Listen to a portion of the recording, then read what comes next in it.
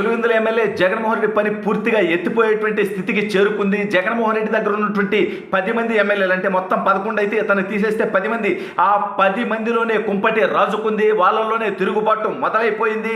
ఎంతమంది జగన్మోహన్ రెడ్డికి షాక్ ఇవ్వబోతా ఉన్నారు, అసలు వాళ్ళు ఎందుకు ఇప్పుడు తిరుగుబాటు చేయాల్సినటువంటి పరిస్థితి వచ్చింది అనేటువంటిది ఈ వీడియోలో వివరించబోయే ముందుగా ఇప్పటి వరకు మన ఛానల్ సబ్స్క్రైబ్ చేయని వాళ్ళు ఖచ్చితంగా సబ్స్క్రైబ్ చేయండి. ఇక విషయానికి వస్తే, జగన్మోహన్ రెడ్డి ప్రజలు చెప్పుతో కొట్టి 11 సీట్లకు పరిమితం చేసినా సిగ్గు లేకుండా నాకు ప్రతిపక్ష నేత హోదా లేదు కాబట్టి శాసనసభ సమావేశాలకు రాను అంటూ మొదటి శాసనసభ సమావేశాలకు కేవలం ప్రమాణ స్వీకారం కోసం వచ్చి ఆ రోజు నుంచి 5 నెలలుగా ఈ రాష్ట్ర ప్రజల సంపద నుంచి జీతం తీసుకుంటున్న మన జీతగాడు జగన్మోహన్ రెడ్డి, వాడితో పాటు మరో 10 మంది, మొత్తం 11 మంది శాసనసభ సమావేశాలకు రావట్లేదు.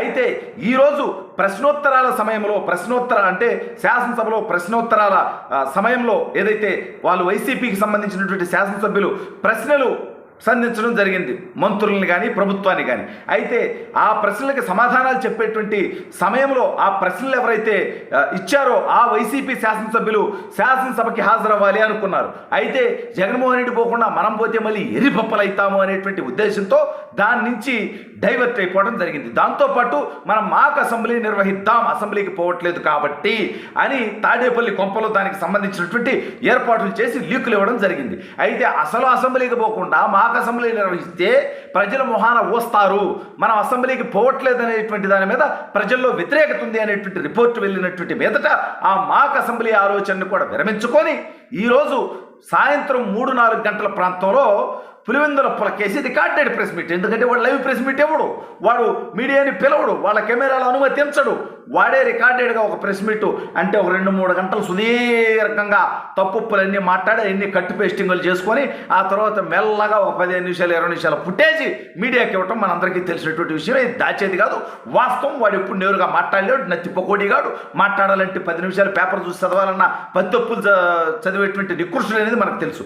అయితే ఇప్పుడు శాసనసభకు వెళ్ళకపోవడం వల్ల జగన్మోహన్ రెడ్డి పైన ప్రజల్లో వ్యతిరేకత అనే సంగతి పక్కన పెడితే, ఏదైతే మిగిలిన 10 మంది శాసనసభ్యులు ఉన్నారో, అరకు, పాడేరు, లేదంటే తంబల్లపల్లె, పొంగనూరు, అదేవిధంగా ఈ ప్రకాశం జిల్లాకు వచ్చేసరికి ఎర్రగొండపాలెం, దర్శి, ఇక కర్నూలులో మంత్రాలయం, ఆలూరు, ఈ ప్రాంతాల్లో ఏదైతే వైఎస్ఆర్ కాంగ్రెస్ పార్టీకి సంబంధించినటువంటి శాసనసభ్యులు ఉన్నారో, కడప జిల్లాలో బద్వేల్లో, అదేవిధంగా జగన్మోహన్ రెడ్డి, అలాగే రాజంపేట, వీళ్ళందరూ మొత్తం 11 మంది ఉన్నారు. వీళ్ళలో జగన్మోహన్ రెడ్డి సంగతి పక్కన పెడదాం, పులివెందులు ఎలాగో రాబోయే ఎన్నికల్లో చెబుతూ కొడతారు. అయితే మిగిలిన 10 చోట్ల ఉన్నటువంటి శాసనసభ్యులు వాళ్ళ నియోజకవర్గ ప్రజలు వాళ్ళని ప్రశ్నిస్తున్నారు.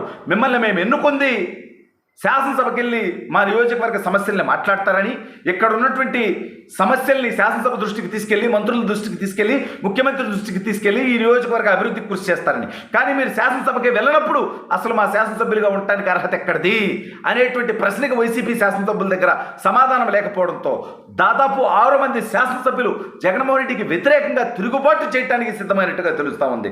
వాళ్ళు ఇప్పుడు అంటే మొత్తం 11 మంది శాసనసభ్యులు 6 తిరుగుబాటు చేశారంటే వైఎస్ఆర్ కాంగ్రెస్ పార్టీ పూర్తిగా వాళ్ళ చేతుల్లోకి వెళ్తుంది. అంటే జగన్మోహన్ రెడ్డి దగ్గర 5 మందే ఉంటారు జగన్మోహన్ రెడ్డితో కలిపి. అప్పుడు ఏదైతే మహారాష్ట్రలో జరిగిందో శివసేన విషయంలో, అదేవిధంగా ఎన్సీపీ విషయంలో, ఆంధ్రప్రదేశ్లో కూడా అలా జరిగేటువంటి అవకాశం ఉంది. లేదా వీళ్ళంతా కలిసి భారతీయ జనతా పార్టీకి వెళ్తారా, తెలుగుదేశంకి వస్తారా, జనసేనకు వస్తారా, కొంతమంది తెలుగుదేశం, జనసేన, బీజేపీకి ఇట్లా విడివిడిగా పార్టీల్లోకి వెళతారా, అసలు వీళ్ళే పార్టీ మొత్తాన్ని లాగేసుకుంటే జగన్మోహన్ రెడ్డి మరో పార్టీ పెట్టుకోవాల్సినటువంటి పరిస్థితి ఏర్పడుతుందా అనేటువంటి చర్చ వైఎస్ఆర్ కాంగ్రెస్ పార్టీలో ఇంటర్నల్గా చాలా బలంగా జరుగుతూ ఉంది. అయితే ప్రజలే ఇవ్వనటువంటి హోదా నీకు, అది ప్రజలే నీకు ప్రతిపక్ష నేత హోదా ఇవ్వలేదు. ప్రజలు ఇవ్వాలి అనుకుంటే నీకు 18 మంది ఎమ్మెల్యేలను గెలిపించుంటే నువ్వు ప్రతిపక్ష నేత అయిపోయేవాడు ఆటోమేటిక్గా. అంటే ఆ ప్రజలే ఇవ్వనప్పుడు, ప్రజాస్వామ్యం ఇవ్వనప్పుడు, ప్రజలు ఇచ్చినటువంటి తీర్పే ప్రజాస్వామ్యంలో అత్యున్నతమైనటువంటి తీర్పు. వాళ్లే ఇవ్వనటువంటి తీర్పుని నువ్వు కోరుకుంటూ నీకు ప్రతిపక్ష నేత హోదా కావాలని చంద్రబాబు నాయుడు గారిని అడుక్కోవటం, స్పీకర్ అయ్యన్న పాత్రుడు గారిని అడుక్కోవడం, ఇప్పుడు కోర్టుకు పోవడం, కోర్టు కూడా చెప్పుతో కొడుతుంది. భారతదేశంలో 2014 నుంచి 2024 వరకు 10 సంవత్సరాల పాటు లోక్సభలో కూడా ప్రతిపక్షం లేదు. ఎందుకు లేదు అంటే అక్కడ కాంగ్రెస్ పార్టీకి కానీ ఇతర పక్షాలకు కానీ ఎవరికి 55 స్థానాలు రాలేదు. ఇప్పుడు 2024 ఎన్నికల్లో వచ్చింది కాబట్టి వాళ్ళకి ప్రతిపక్ష నేత హోదా కాంగ్రెస్ పార్టీకి వచ్చింది కేంద్రంలో, పార్లమెంట్లో. అదేవిధంగా ఈ రాష్ట్రంలో జరుగుతుంది. అదేవిధంగా తెలంగాణలో కూడా అదే జరిగింది. గతంలో 1994లో ఎన్టీ రామారావు గారి ప్రపంచంలో కాంగ్రెస్ పార్టీకి 26 స్థానాలకు పరిమితమైనప్పుడు కూడా ఆనాడు 29 స్థానాలు లేవు కాబట్టి కాంగ్రెస్ పార్టీ కూడా ప్రతిపక్ష హోదా లేదు. ఎప్పుడు జరగండి వాళ్ళు జగన్మోహన్ రెడ్డి వింత కోరికలు కోరుతున్నాడు అంటే ప్రజల్ని ఎరిపప్పలు చేయడానికి. శాసనసభకు వెళితే వీడు గతంలో చేసినటువంటి అవమానాలు, అవహేళనలు, 5 సంవత్సరాల్లో చేసినటువంటి అరాచకాలు, అవినీతి, దుర్మార్గం, దోపిడీ వీటిని కూటమి ప్రభుత్వం ప్రశ్నిస్తుంటే సమాధానం చెప్పేటువంటి దిక్కు వీడికి లేక, దమ్ము వీడికి లేక, ధైర్యం వీడికి లేక జగన్మోహన్ రెడ్డి అనేటువంటి వ్యక్తి ఈ రాష్ట్ర ప్రజల సంపద నుంచి జీతం తీసుకుంటూ, ఈ రాష్ట్ర ప్రజలు కట్టేటువంటి పన్నుల నుంచే వీడి సెక్యూరిటీకి వందలాది మందిని వాడుకుంటూ వీడు శాసనసభకు వెళ్ళట్లేదు అంటే శాసనసభ్యునిగా ఉండటానికి ఏం అర్హత ఉన్నది? ఇదే విషయం సొంత పార్టీలోనే కుంపటి రగులు కొని వాళ్ళు మనం శాసనసభకు వెళ్లాల్సిందే అంటూ జగన్మోహన్ రెడ్డిపై తీవ్ర స్థాయిలో ఒత్తిడి చేస్తున్నట్టుగా తెలుస్తూ ఉంది. మరి ఒత్తిడికి తొలగి జగన్మోహన్ రెడ్డి శాసనసభకు వెళతాడా? అలా వెళితే ఇప్పటి వరకు మాట్లాడిన మాటలు వెనక్కి తీసుకున్నట్టు అవుతుంది, ఎరిపప్పు అవుతాడు.